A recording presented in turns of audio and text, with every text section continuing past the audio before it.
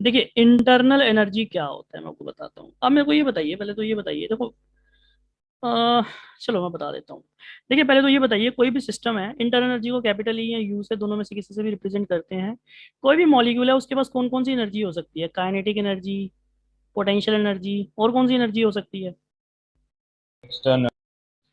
External energy. External energy मतलब कोई particular बताओ, एक्सटर्नल एनर्जी नहीं है ऐसे कोई। इंटरनल एनर्जी वो ही होगी, हाँ, kinetic energy, potential energy, vibration energy भी हो सकती है कि नहीं हो सकती?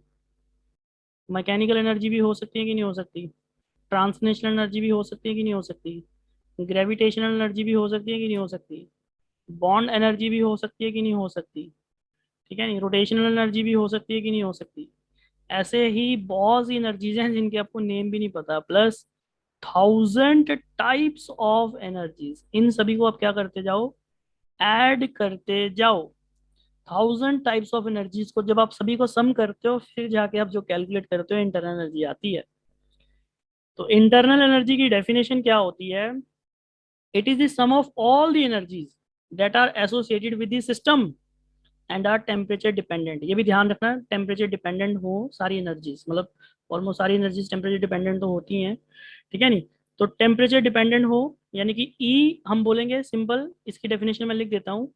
It is the it is the sum of it is the sum of it is the sum of all the energies it is the sum of all the energies it is the sum of all the energies that are that are associated that are associated with the that are associated with the system that are associated with the system and are temperature dependent. ये ध्यान रखना please, temperature dependent जरूर होनी चाहिए।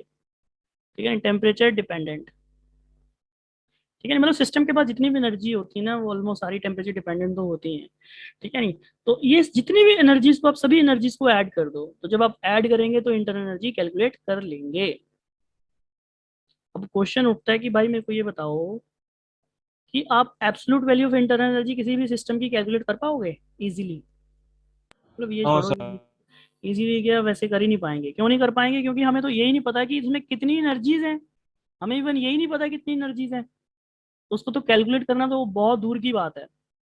तो हम internal energy की absolute value को कैलकुलेट नहीं कर। नहीं कर सकते। अब देखिए फिर हम फिर कैलकुलेट क्यों कर सकते हैं, क्या कर सकते हैं, बताता हूँ आपको। ठीक है, देखिए फिर हम कैलकुलेट क्या कर सकते हैं। देखिए अब ये बताइए, मान लीजिए कोई सिस्टम है।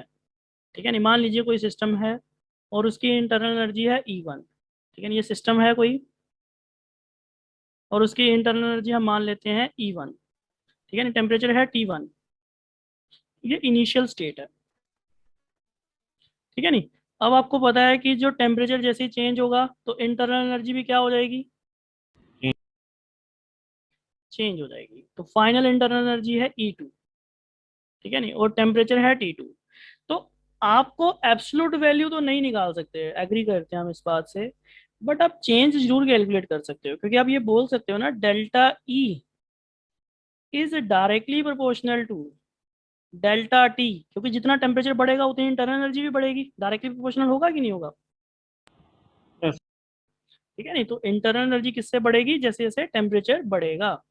तो delta E is directly proportional to delta T. अब दूसरी बात ये भी आती है कि डेल्टा टी अगर मान लीजिए इसमें नंबर ऑफ मोल्स भी बढ़ेंगे तो उससे भी बढ़ेगी।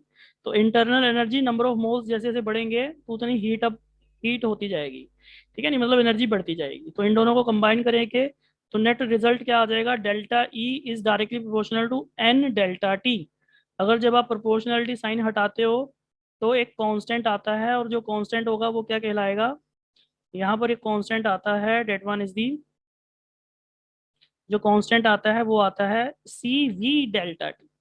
अब सी वी एक कांस्टेंट भी है, और एक आगे आप करोगे टर्म मोलर हीट कैपेसिटी भी बोलते हैं इसको।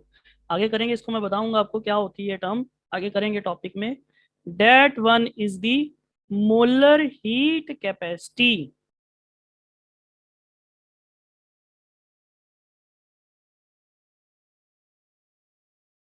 ये देखो ये जनरल फॉर्मूला है, किसी भी प्रोसेस के लिए लगा सकते हो। अब खुद बताओ थर्मोडायनेमिक प्रोसेस कितने पॉसिबल हैं? इनफाइनाइट। सभी प्रोसेस के लिए फॉर्मूला लगा सकते हो। ठीक है, नहीं तो internal energy is equal to the n CV delta T, और सीवी क्या रिप्रेजेंट कर रहा है? Molar heat capacity. ठीक है, हर एक प्रोसेस के लिए ये sir formula molar heat capacity intensive हो गया ना? इंटेंसिव है बिल्कुल, एक मोल के लिए है ना ये, बिल्कुल इंटेंसिव है। आगे बताऊंगा हीट कैपेसिटी पूरा, मैं बताऊंगा आपको, समझाऊंगा टर्म। ठीक है, नहीं देखो जो पर मोल पर कुछ होता है ना वो इंटेंसिव हो जाता है। ठीक है, अब आप खुद बताओ इंटरनल एनर्जी फिर कौन सी प्रॉपर्टी होनी चाहिए, एक्सटेंसिव की इंटेंसिव? Sir extensive.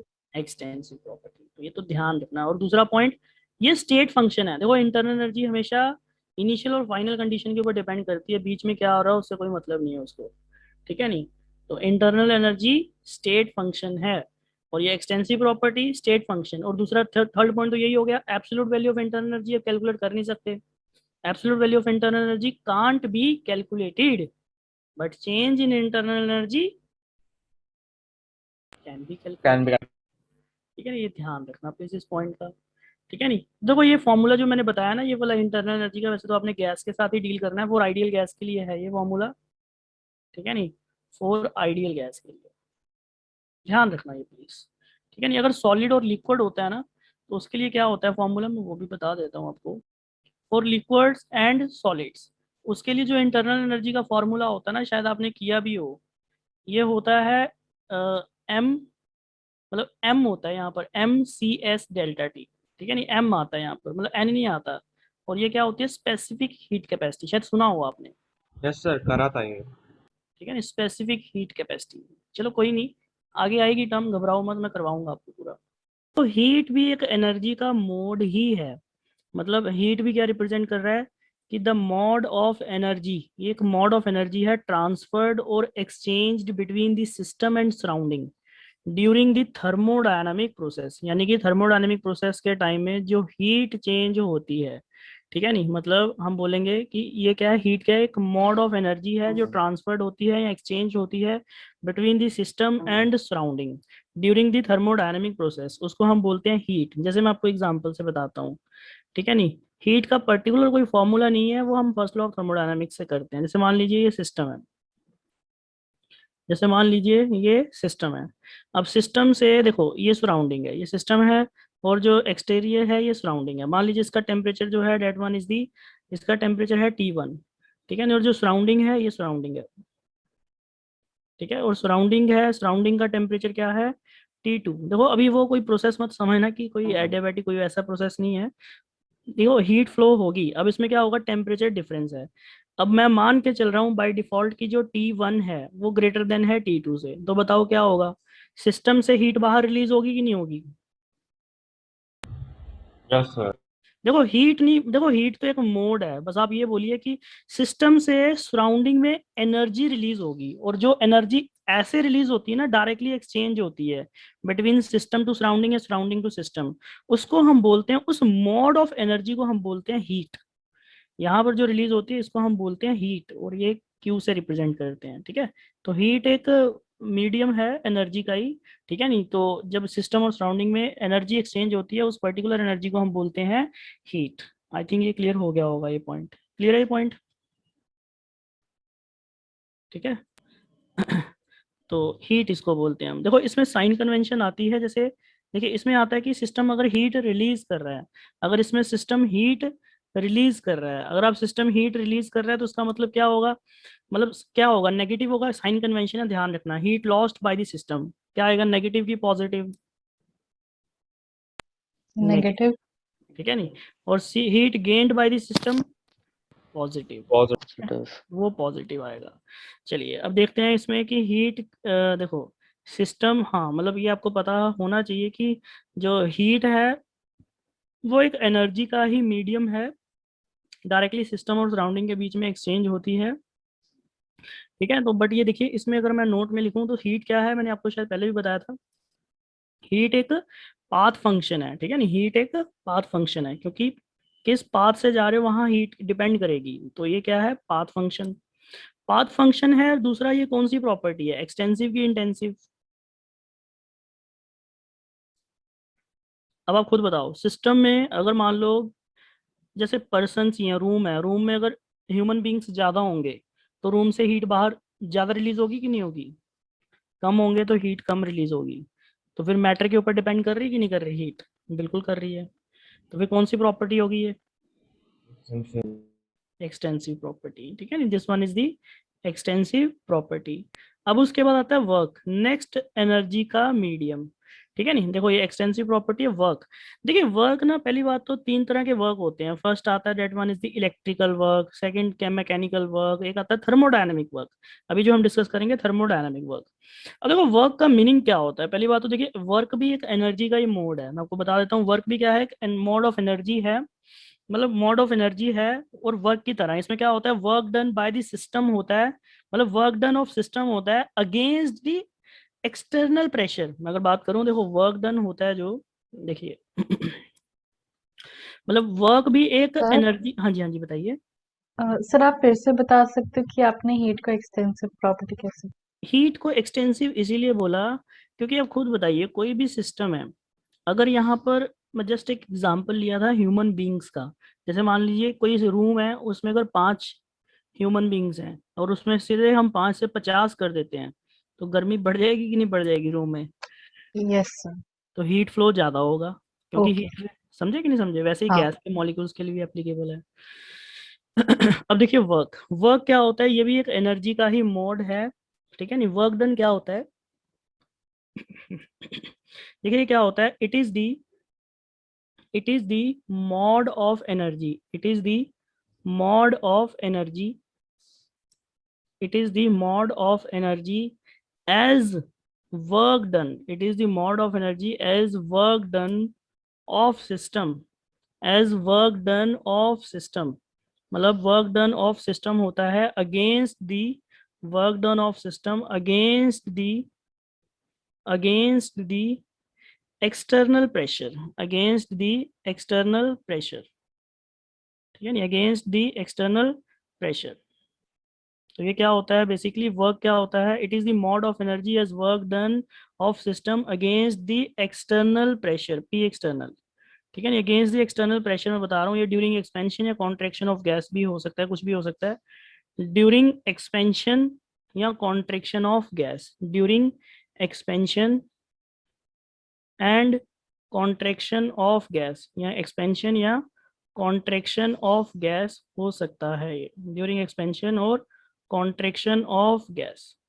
तो वर्क क्या होता है basically, it is the mode of energy as work done of the system against the external pressure during expansion और कॉन्ट्रेक्शन ऑफ गैस, ठीक है। मतलब इसका मीनिंग क्या है मैं आपको बताता हूँ। कोई भी वर्क डन अगर आप देखोगे ना, तो आपने ये पॉइंट बहुत इंपॉर्टेंट है कि अगेंस्ट द एक्सटर्नल प्रेशर, ये बहुत इंपॉर्टेंट है कि जो भी आप वर्क करोगे वो अगेंस्ट करोगे एक्सटर्नल प्रेशर के।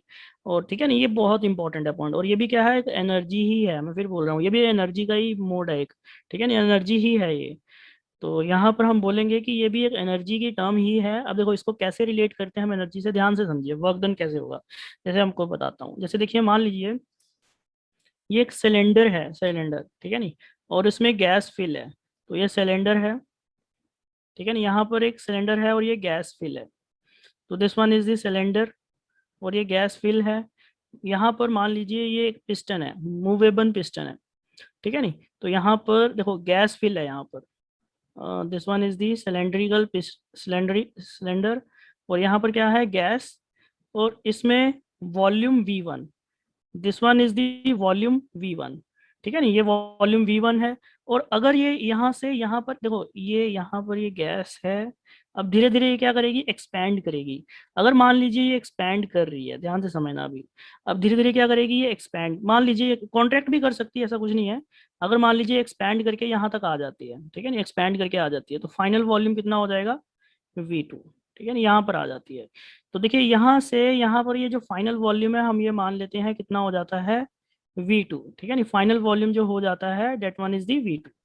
अब देखिए यहाँ से यहाँ पर अगर गैस एक्सपैंड कर रही है, बट ये ध्यान रखना, ये गैस जो एक्सपैंड करवानी है, यहाँ पर क्या अप्लाई हो रहा है, एक्सटर्नल प्रेशर, P एक्सटर्नल, ठीक है नहीं, एक्सटर्नल प्रेशर अप्लाई हो रहा है, ठीक है नहीं, एक्सटर्नल प्रेशर के अगेंस्ट वर्क डन होता है, ये ध्यान रखना। तो वर्क डन का जो फॉर्मूला होता है, जैसे यहाँ पर मैं लिख देता हूँ वर्क डन। अगर मैं यहाँ पर बात करूँ, work done, work done by the system, work done by the system on surrounding, work done by the system on surrounding. देखो बाय द सिस्टम अगर हम बोलेंगे कि सराउंडिंग के ऊपर वर्क डन होगा, वो क्या होगा? नॉर्मली बताइए जरा, मैकेनिकल वर्क का आपको फॉर्मूला पता होगा क्या होता है? वर्क का क्या फॉर्मूला होता है जरा बताइए? Force into force into displacement. अब देखिए मैं क्या करता हूँ, यहाँ से अगर स्मॉल मूवमेंट करवाता हूँ, स्मॉल मूवमेंट यहाँ से यहाँ तक, ठीक है, अगर मैं स्मॉल मूवमेंट करवाता हूँ यहाँ से यहाँ तक, स्मॉल मूवमेंट, ठीक है नहीं, तो ये कितना वॉल्यूम मूव किया? डीवी, ठीक है नहीं, डीवी के लिए हम मान लेते हैं ये प्रेशर सेम होगा, ठीक है ना, प्रेशर सेम होगा। तो यहाँ पर हम मान लेते हैं, फिर स्मॉल वर्क निकालते हैं, तो स्मॉल वर्क क्या होगा? डी डब्ल्यू, और फोर्स लग रही है उसमें एफ, यही होता है ना, F dot D x, yes sir. ठीक है नहीं, एफ डॉट डी एक्स ये होता है। अब देखिए यहाँ पर अगर मैं बात करूँ, इसको अगर मैं स्प्लिट करता हूँ, देखिए देखते जाना प्लीज, अभी यहाँ से ना मैकेनिकल वर्क का फॉर्मूला आएगा। तो यहाँ पर अगर हम बात करें, W D W equals to F into, मतलब एफ डॉट डी एक्स, ठीक है। तो यहाँ पर अब आप देखिए एफ डॉट डी एक्स। अब जब आप इसका देखो, यहाँ पर आपको ये भी पता है कि जो फोर्स होती है, फोर्स, फोर्स किसके इक्वल होती है? फोर्स अगर मैं बात करूँ, ये किसके इक्वल होती है? External pressure into area. Into area, ठीक है नहीं, फोर्स क्यों लगेगी? एक्सटर्नल प्रेशर इनटू एरिया, ध्यान रखना ये पॉइंट। फोर्स देखो, फोर्स ये कौन सी फोर्स है, मैं फिर बोल रहा हूँ, ये एक्सटर्नल, देखो अगेंस्ट द एक्सटर्नल प्रेशर, जो वर्क होता है हमेशा अगेंस्ट द एक्सटर्नल प्रेशर, ये इसकी डेफिनेशन है। तो प्रेशर इनटू एरिया, याद रखना प्लीज, प्रेशर भी आपको पता है वेक्टर क्वांटिटी है, ठीक है नहीं, और ये एरिया, इसको मैं अगर सब्स्टिट्यूट करूंगा तो क्या बन जाएगा? D W is equals to the, क्या बन जाएगा? ये पी एक्सटर्नल इनटू Into में volume. हाँ, तो डी ये ए इंटू डी एक्स, तो ये डी एक्स इंटू ए कितना हो जाएगा? ये वी डी हो जाएगा ना, वी हो जाएगा ना। यस तो D W equal to P external into में डॉट में डीवी, ठीक है ना, दोनों वेक्टर क्वांटिटी है। अब आप मेरे को ये बताइए, दोनों वेक्टर क्वांटिटी है, ठीक है नहीं, आप मेरे को ये बताइए, ठीक है नहीं, देखो अगर मैं यहाँ पर वी तो छोड़ो अभी आप ना, वी हाँ चलो ठीक है, वी भी। अब आप देखो यहाँ पर अगर आप देखोगे डॉट प्रोडक्ट, जब आप इसको मैग्नीट्यूड लिखते हो, तो मैग्नीट्यूड लिखते हो तो क्या लिखते हो? इसका पी एक्सटर्नल का मैग्नीट्यूड इनटू में डीवी, ठीक है नहीं, इनटू में क्या आता है? कॉस थीटा, और यहाँ पर कॉस थीटा कितना आएगा? कितना एंगल है? 180. 180, क्योंकि एक्सटर्नल प्रेशर डाउनवर्ड लग रहा है और वॉल्यूम ऊपर की तरफ जा रहा है, तो यहाँ पर कितना एंगल आएगा? 180 डिग्री। क्लियर है ना ये पॉइंट? Yes, sir. और 180 डिग्री कितना होता है कॉस 180? -1. -1। तो यहाँ पर हम लिखेंगे D W is equals to the minus of P external into में डीवी आ जाएगा, ठीक है, ये वैल्यू आ जाएगी। अब देखिए इसको अगर आप इंटीग्रेट करोगे, D W D W D W integrate करते जाओगे, ठीक है नहीं, तो यानी कि डी डब्ल्यू को इंटीग्रेशन कर दोगे W1 से W2, तो ये मतलब इंटीग्रेशन करोगे, डब्ल्यू तो छोड़ो, इसको डी डब्ल्यू को इंटीग्रेट कर दोगे, ठीक है नहीं, इंटीग्रेट कर दोगे मतलब V1 से V2, ठीक है नहीं, इंटीग्रेट करोगे तो आपको क्या मिल जाएगा? कंप्लीट वर्क मिलेगा कि नहीं मिलेगा? Minus of P external into में डीवी। समझ आया ये पॉइंट या नहीं आया? क्लियर है ना ये पॉइंट? देख लीजिए, कोई डाउट है तो पूछ लीजिए। सर मुझे एक डाउट फिर है. डी डब्ल्यू में जो लिमिट है वो V1 से V2 कैसे हो सकती है? फाइनली तो उसको इसी में कन्वर्ट किया ना इसमें वेरिएबल, तो पी एक्सटर्नल करके। डी डब्ल्यू में वेरिएबल क्या है? इसमें डी वी है ना वेरिएबल। आप खुद बताओ चेंज क्या हो रहा है? तो वॉल्यूम। वॉल्यूम, तो उसी की लिमिट डालेंगे ना हम। नहीं समझे अभी भी? नो सर, वो तो समझ आ गया, लेकिन मेरा डाउट था कि जो डी डब्ल्यू है उसमें जो होगी लिमिट वो तो वर्क डन की लिमिट होनी चाहिए ना, वॉल्यूम वाली तो वी एक्सटर्नल वाले में होगी। सर आई चलो थिंक वहां पे कोई लिमिट नहीं होगा, बस यस सर। Pressure x. हाँ यहाँ लिमिट नहीं डालेंगे, इंटीग्रेट कर देंगे बस, ठीक है नहीं, लिमिट नहीं होगा, ठीक है। Yes sir. हाँ अब सही है। तो यहाँ पर फिर करेंगे, क्योंकि ठीक है आपकी बात की, जो डी में होता है उसी को हम देखते हैं, ठीक है वो आपका पॉइंट, ठीक है, क्लियर है ना ये अभी पॉइंट? Yes sir. सर तो मेरा यहाँ भी पर एक डाउट है. हाँ हाँ बताइए बताइए। सर कि जो हमने एरिया लिया है वो हम्म, पिस्टन का एरिया है कि किसका क्रॉस है? Section area, cross section area, ये तो पूरा ये एरिया होता है ना पिस्टन मतलब सिलेंडर का एरिया जो होता है वो तो कांस्टेंट होगा। ये जो होता ओके। है पाई आर स्क्वायर मतलब जो होता है ना आई आर, जो मतलब पाई आर स्क्वायर नहीं सॉरी, 2 पाई आर, नहीं नहीं नहीं पाई आर स्क्वायर, एक मिनट, यहाँ पर एरिया इंटू वॉल्यूम, वॉल्यूम तो तभी आएगा ना जब ये कंप्लीट होगा। तो ये सिलेंडर का एरिया होगा, आपका सिलेंडर का एरिया वो पाई आर स्क्वायर ही है, सही है ये आपका पॉइंट। ठीक है, नहीं क्लियर है ना ये पॉइंट, जब ये मूव कर रहा है। ठीक है, क्लियर है ये पॉइंट। यस। एक मिनट, पाई आर स्क्वायर ये मूव कर रहा है सिलेंडर ऊपर, तो वॉल्यूम कितना स्पेस मूव कर रहा है, एरिया इनटू हाइट। ठीक है, नहीं ये वॉल्यूम, नहीं नहीं ठीक है ये पॉइंट आपका, ये मतलब पाई आर स्क्वायर बोलना भी सही नहीं रहेगा, 2 पाई आर बोलना सही रहेगा, नहीं 2 पाई आर तो लेंथ होती है। ये इसका एरिया कितना होता है जरा बताइए, इसका एरिया कितना होता है spherical, pi R pi R square. Square, हाँ पाई आर स्क्वायर ही होता है, ठीक है पाई आर स्क्वायर ही होता है। ठीक है, तो यहाँ पर ये वैल्यू आ जाएगी और ये फाइनल वर्क का फॉर्मूला आ जाएगा। और ये जो फॉर्मूला आएगा ना ये जनरलाइज्ड फॉर्मूला है, ये जो फॉर्मूला आएगा ये जनरलाइज्ड फॉर्मूला है। अब यहाँ से कोई भी प्रोसेस के लिए आप फॉर्मूला निकाल सकते हो वर्क का। ठीक है ना, ये जनरलाइज्ड फॉर्मूला है मतलब वर्क का जनरलाइज्ड एक्सप्रेशन है। और इसको हम इवन ये भी बोल सकते हैं कि this one is the area under the PV curve, area under the PV curve, ये भी बोल सकते हैं हम area under the PV curve. ठीक है नहीं, ये भी हम बोल सकते हैं area under the PV curve. Clear है ये पॉइंट। यस। ठीक है, ध्यान रखना ये वर्क जो है ये फॉर्मूला जनरलाइज्ड फॉर्मूला है, मतलब कोई भी प्रोसेस, जितने भी इनफाइनाइट प्रोसेस है ना सभी के लिए एप्लीकेबल है ये। ठीक है नहीं, सभी के लिए एप्लीकेबल है ये फॉर्मूला, कि वर्क का फॉर्मूला क्या होता है, minus of P external into DV. चलिए, अभी इसमें ये एरिया अंडर दी कर्व भी होता है। अगर मैं यहाँ पर बताता हूँ साइन कन्वेंशन की, अगर मैं बात करता हूँ इसमें साइन कन्वेंशन की, तो देखिए जो इसमें साइन कन्वेंशन आते हैं वो क्या आते हैं साइन कन्वेंशन में, देखिए देखिए साइन कन्वेंशन में आता है जैसे work done by the system. अगर मैं बात करता हूँ work done by the system on surrounding, work done by the system, work done by system on surrounding, यानी कि सराउंडिंग में वर्क डन करना है बाय द सिस्टम। तो ये क्या आएगा, देखो आप खुद बताइए मेरे को, बाय द सिस्टम यहाँ नेगेटिव। पर, हाँ नेगेटिव, ये एक्सपेंशन हो रही है ना, हमने जो डेरिवेशन भी की है एक्सपेंशन हो रही थी। अब एक्सपेंशन हो रही थी तो V2 लार्जर होगा एज कंपेयर टू V1, तो डेल्टा V क्या आएगा, हमेशा पॉजिटिव आएगा, यस सर। और P एक्सटर्नल तो पॉजिटिव ही रहेगा। ठीक है नहीं, तो यहाँ पर फिर ये आंसर नेगेटिव आ जाएगा, तो यानी कि work done by system on surrounding क्या आएगा, नेगेटिव, हमेशा नेगेटिव आएगा। ठीक है, ध्यान रखना ये पॉइंट। और एग्जांपल जैसे यहाँ पर क्या होता है, एक्सपेंशन ऑफ गैस। ठीक है ना, जब भी एक्सपेंशन होगा गैस का, वॉल्यूम बढ़ेगा तो वर्क हमेशा नेगेटिव आएगा, एक्सपेंशन ऑफ गैस। अब आगे नेक्स्ट है वर्क डन नेक्स्ट है work done on the system, work done मतलब ऐसे बोल सकते हो work done by surrounding on system, work done by surrounding, work done by surrounding on system मतलब सिस्टम के ऊपर वर्क डन। तो यहाँ पर अगर हम बात करेंगे तो ये वर्क क्या आ जाएगा, पॉजिटिव। और इसमें एग्जांपल मतलब कॉन्ट्रैक्शन होगा ना गैस का,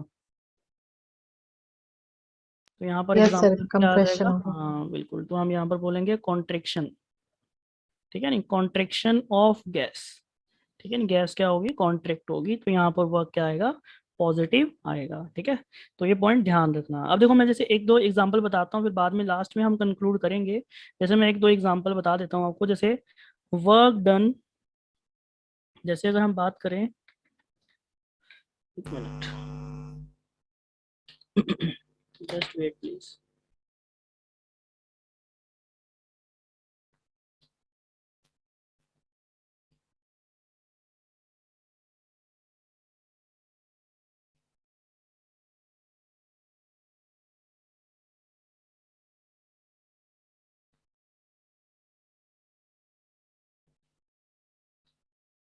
देखिए प्लीज, वर्क डन, जैसे हम यहाँ पर करते हैं work done in reversible isothermal process, work done in reversible isothermal process, इसका वर्क डन का अगर फॉर्मूला निकालना है, बट ये पर्टिकुलर प्रोसेस हो जाएगा। ठीक है नहीं, वो तो जनरलाइज्ड है जो ऊपर हमने प्रूव किया है, उसी से हम ये डिराइव करेंगे, work done in in reversible process, reversible isothermal को reversible isothermal process, reversible isothermal process, work done in reversible isothermal process. अब देखिए ध्यान से, रिवर्सिबल आइसोथर्मल प्रोसेस की बात करेंगे अगर हम, देखिए यहाँ पर अगर मैं बात करूं, मेरे को बताइए शुरुआत कहाँ से करेंगे? वर्क का जनरलाइज्ड फॉर्मूला क्या था? Minus of P external into में टीवी। ये जनरलाइज्ड फॉर्मूला था, ठीक है नहीं, वर्क का ये जनरलाइज्ड फॉर्मूला था। अब देखिए अगर रिवर्सिबल प्रोसेस है, अगर कोई रिवर्सिबल प्रोसेस है, फॉर रिवर्सिबल प्रोसेस, अगर रिवर्सिबल प्रोसेस है तो उस केस में आपको मैंने बताया था कि हर एक कंडीशन में, हर एक स्टेट में पी एक्सटर्नल किसके इक्वल था? पी इंटरनल, ठीक है नहीं, तो हम बोल सकते हैं ना ये पी ऑफ द गैस के इक्वल हो जाएगा, यानी कि इसको हम पी से रिप्रेजेंट कर देंगे, बोल सकते हैं कि नहीं बोल सकते? यस। ठीक है, तो यहाँ पर फिर जो पी एक्सटर्नल है, यहाँ पर जो पी एक्सटर्नल है इसमें हम लिख देते हैं यहाँ पर माइनस ऑफ ये प्रेशर इनटू में डीवी, और यहाँ पर वॉल्यूम V1 से V2। अब आपको पता है कि आइडियल गैस है, अगर आइडियल गैस है तो PV is equal to the NRT, ठीक है नहीं, तो एनआरटी, तो यहाँ पर पी की वैल्यू क्या आ जाएगी? N R T by V, क्योंकि प्रेशर तो वेरिएबल है ना यहाँ पर, तो धीरे धीरे चेंज हो रहा है क्योंकि आइसोथर्मल प्रोसेस है। आइसोथर्मल प्रोसेस में क्या कांस्टेंट होता है? Temperature, temperature. टेम्परेचर। है नहीं, तो यहाँ पर work is equals to the minus pressure की जगह हम क्या लिख देंगे? N R T divided by V into में डी वी, और ये V1 से V2। अब यहाँ से देखिए इंटीग्रेशन से क्या क्या बाहर आ जाएगा? Minus NRT. Minus N R T बाहर आ जाएगा इंटीग्रेशन से, तो यहाँ पर क्या आ जाएगा इंटीग्रेशन में? डी वी बाय वी, ठीक है, और ये V1 से V2। अब जब आप इसकी इंटीग्रेशन करेंगे क्या आती है इंटीग्रेशन इसकी? एलएनवी। एल एन वी, तो work is equals to the minus N R T L N V, ठीक है, और इसकी लिमिट्स क्या हो जाएंगी? V1 से V2, ठीक है। अब इसकी लिमिट्स V1 से V2 हो जाएंगी, तो यहाँ पर जब सब्सटीट्यूट करेंगे तो आंसर क्या आ जाएगा? Minus N R T L N V2 by V1, ये बनेगा फॉर्मूला। Yes sir. अब ये पर्टिकुलर फॉर्मूला है, बट ये फॉर्मूला किसके लिए वैलिड है? ओनली रिवर्सिबल आइसोथर्मल प्रोसेस के लिए, सभी के लिए मत लगाना, अब ये पर्टिकुलर प्रोसेस के लिए वैलिड है ये। तो यहाँ पर अगर 2.303 से मल्टीप्लाई कर देंगे तो यहाँ पर एल एन किस में कन्वर्ट हो जाएगा? लॉग टू दी बेस 10 में, यही होगा, ठीक है नहीं, तो यहाँ पर वर्क का फॉर्मूला ये आ जाएगा। बट ये सर किसका आपने फॉर्मूला? मल्टीप्लाई क्यों किया 2.3? देखो ये आपको शायद पता नहीं, पता है या नहीं है, क्योंकि आप जब भी कन्वर्ट करते हो ना इसमें एल एन को, ये एल एन जो होता है, एल एन का बेस क्या होता है?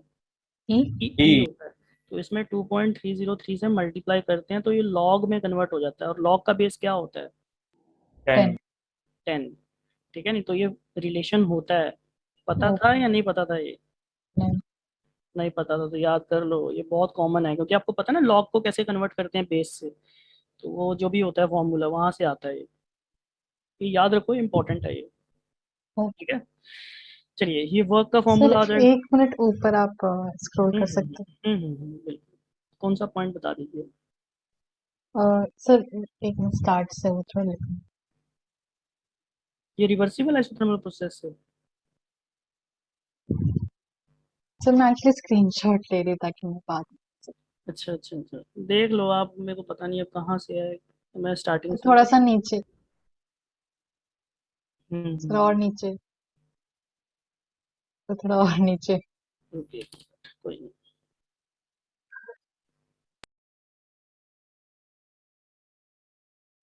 हो गया। हो गया, चलिए, ठीक है, चलिए। चलिए इसके बाद क्या आएगा, देखो ये वर्क डन है फॉर रिवर्सिबल आइसोथर्मल प्रोसेस। अब अगर मैं वर्क डन की बात करता हूँ, irreversible isothermal process, work done in irreversible isothermal process, work done in irreversible isothermal process, irreversible isothermal process, work done in irreversible isothermal process. अगर irreversible isothermal process है तो उसमें बताइए क्या होगा जरा? सर उसमें से कि टीवी चेंज नहीं होगा, उसमें कागज चेंज होगा। हाँ उसमें क्या आएगा, देखो इरिवर्सिबल का मतलब क्या आता है, देखो इरिवर्सिबल का मतलब पता है क्या होता है, मैं आपको बताता हूँ, देखो ये प्रेशर, ये वर्क का फॉर्मूला तो जनरलाइज्ड है, ये minus of P external into में डीवी। अब आप मेरे को ये बताइए, for irreversible P internal external के इक्वल होगा?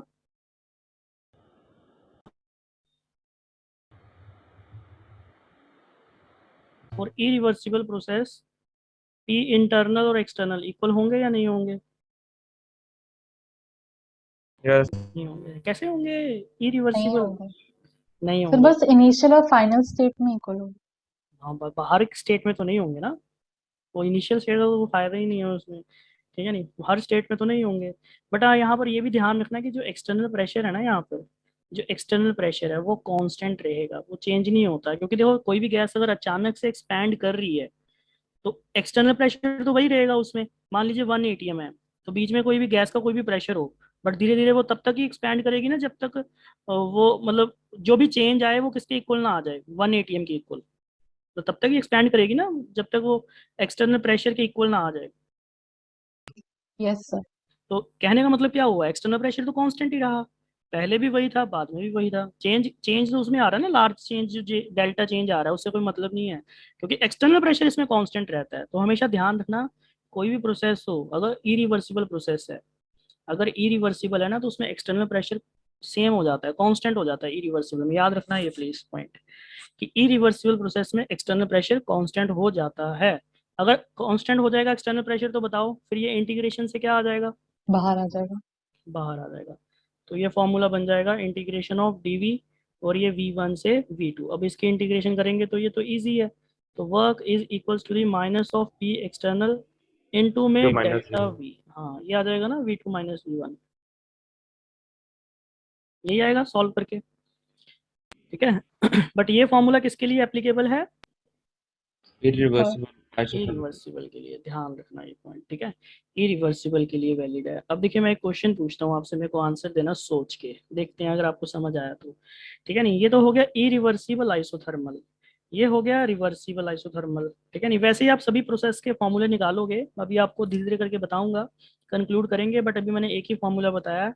बट इसके बेसिस में आप मेरे को ये बताइए एग्जाम्पल में, मतलब देखो, मैं आपसे क्वेश्चन क्वेश्चन के फॉर्म में पूछता हूँ, नोट में आप ऐसे मान लीजिए, नोट में लिख लीजिए। ठीक है, नहीं नोट में लिख लीजिए। आप ये लिख सकते हो, मेरे को ये बताइए नोट में कि फॉर एक्सपेंशन, अगर मैं एक्सपेंशन की बात करता हूँ, ठीक है, एक्सपेंशन नोट में आप ऐसे करके लिख सकते हो नोट में, फॉर एक्सपेंशन अगर आप एक्सपेंशन करवा रहे हो, तो एक्सपेंशन करवा रहे हो तो कौन सा वर्क ज्यादा होगा? रिवर्सिबल आइसोथर्मल का वर्क ज्यादा होगा या इरिवर्सिबल आइसोथर्मल का वर्क ज्यादा होगा? बस ये बता दीजिए। फॉर एक्सपेंशन अगर आप एक्सपेंशन करेंगे तो किसका वर्क ज्यादा आना चाहिए? सोचिए, अगर सोच पा रहे हैं तो। अगर नहीं सोच पा रहे तो हम सर हेल्प करते हैं। इरिवर्सिबल। रीजन? सर क्योंकि आई थिंक इसमें पी एक्सटर्नल कांस्टेंट है ना, हम्म। तो तो सर कांस्टेंट तो मुझे लग रहा है वर्क डन बढ़ जाएगा कंपेयर टू रिवर्सिबल में जितना वर्क डन आएगा। कैसे लग रहा है ये आपको? देखो मैं बताता हूँ, रुको, आप एक बताता हूँ फिर आप कॉन्ट्रैक्शन का केस खुद करना।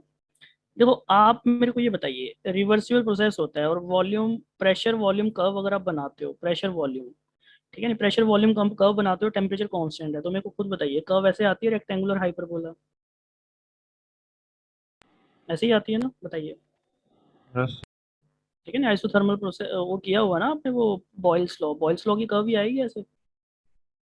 यहाँ पर मान लीजिए V1 है और ये V2 है, एरो इस डायरेक्शन में ही आएगा क्योंकि एक्सपैंड हो रहा है। ठीक है, नहीं समझ पा रहे हैं, नहीं समझ पा रहे बताइए। यस। अब आप खुद बताइए, ये था प्रोसेस कौन सा है, ये कौन से प्रोसेस की कर्व बनाई है मैंने? Reversible isothermal. रिवर्सिबल आइसोथर्मल अगर मैं इरिवर्सिबल आइसोथर्मल की बनाता हूँ तो वो बताइए कैसे आएगी? सो इसमें वॉल्यूम कम होगा। वॉल्यूम तो उतना ही रहेगा ना, यहाँ इनिशियल स्टेज तो फाइनल स्टेज तो सेम ही रहेगी, वॉल्यूम कैसे कम होगा? वो तो स्टेज सेम है। सेम देखो, वर्क डन आपने करवाना है तो सेम वॉल्यूम से दूसरे वॉल्यूम वो सेम है। बस इसमें चेंज क्या आएगा आपको पता है, कि मैंने बताया था कि ये इसका फाइनल प्रेशर है ना, बताइए ये फाइनल प्रेशर होगा यहाँ पर, एक्सटर्नल प्रेशर। यस। और आपको मैंने बताया कि जो इनिशियल प्रेशर और एक्सटर्नल प्रेशर मतलब कहने का मतलब है कि एक्सटर्नल प्रेशर इनिशियली और फाइनली वो क्या रहता है, सेम रहता है कि नहीं रहता, बताइए। यस। तो ये देखिए, ये वाला प्रेशर सेम रहता है, मैं फिर बोल रहा हूँ, ये प्रोसेस किसके लिए हो जाएगा, ऐसे करके ये प्रोसेस किसके लिए हो जाएगा फिर, इरिवर्सिबल आइसोथर्मल प्रोसेस। समझ पा रहे हैं नहीं समझ पा रहे, पहले तो ये बताइए।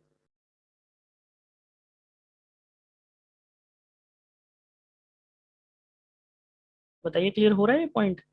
यस। अब आप खुद बताइए, एरिया अंडर द कर्व किसका ज्यादा आया, ये इरिवर्सिबल का एरिया अंडर द कर्व इतना आ रहा है, और रिवर्सिबल का अगर हम बात करेंगे तो एरिया अंडर द कर्व कितना आएगा, ये भी आएगा पोर्शन, ज्यादा। ठीक है ना, ये पूरा आएगा, ये भी ऐड होगा। तो एरिया अंडर द कर्व किसका ज्यादा आ रहा है, बताइए, रिवर्स। रिवर्सिबल का। तो हम साफ साफ यहाँ पर बोल सकते हैं ना फिर, और एक्सपेंशन जब करेंगे तो किसका वर्क ज्यादा आएगा, रिवर्स। रिवर्सिबल का वर्क ज्यादा आएगा इरिवर्सिबल से। चलो, अगर ये पॉइंट समझ आया ना आपको, तो मेरे को कॉन्ट्रैक्शन का केस बताइए, फॉर कॉन्ट्रैक्शन में क्या होगा, कॉन्ट्रैक्शन में किसका वर्क ज्यादा आएगा जरा बताइए, रिवर्सिबल या इरिवर्सिबल, करके बताइए, देखते हैं कर पाते हैं कि नहीं। अगर ये ऊपर वाला क्वेश्चन आपको समझ आया ना तो फिर तो कर लेंगे, अगर नहीं समझ आया फिर नहीं कर पाएंगे।